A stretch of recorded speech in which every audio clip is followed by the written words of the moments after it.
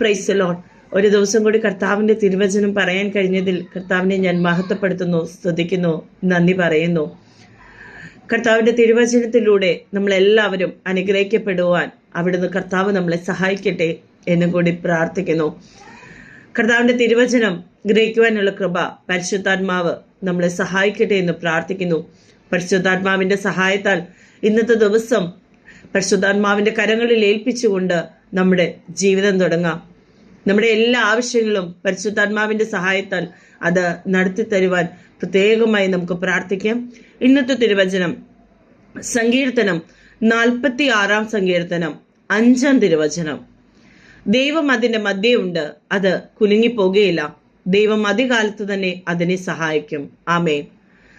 ദൈവം എല്ലാ കാര്യങ്ങളും അറിയുന്നവനാണ്.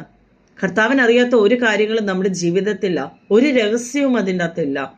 അതുകൊണ്ട് തന്നെ എല്ലാ കാര്യത്തിന്മേലും നമ്മൾ കർത്താവിന്റെ തിരുസന്നിധിയിൽ കൊടുത്താൽ മതി. അത് ഒരിക്കലും നശിച്ചു പോകുകയില്ല, കുലുങ്ങിപ്പോകുകയില്ല.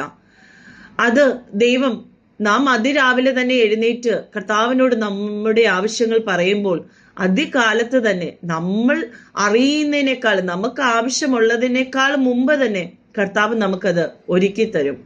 പക്ഷെ കർത്താവിന്റെ തിരുസന്നിധിയിൽ നമ്മൾ അത് ഏൽപ്പിക്കണം. വിശ്വാസത്തോടെ നാം അത് ഏറ്റെടുക്കണം. നമ്മുടെ കർത്താവ് അത് നമുക്ക് ചെയ്തു തരുമെന്ന് വിശ്വാസത്തോടെ പറയുമ്പോൾ, വിശ്വാസത്തോടെ ഹൃദയത്തിൽ നാം അത് ഏറ്റെടുക്കുമ്പോൾ ദൈവം അത് നടത്തി തരും. അത് എന്ത് സംഭവിച്ചാലും നമുക്ക് വേണ്ടി പൊരുതുന്ന കർത്താവ് നമ്മുടെ കൂടെയുണ്ട്. അതുകൊണ്ട് തന്നെ നാം ഒരിക്കലും ഭയപ്പെടേണ്ട ആവശ്യകതയില്ല. നല്ലൊരു ദിവസം ആശംസിക്കുന്നു. എല്ലാ മഹത്വം ഈശോയ്ക്ക്. നന്ദി.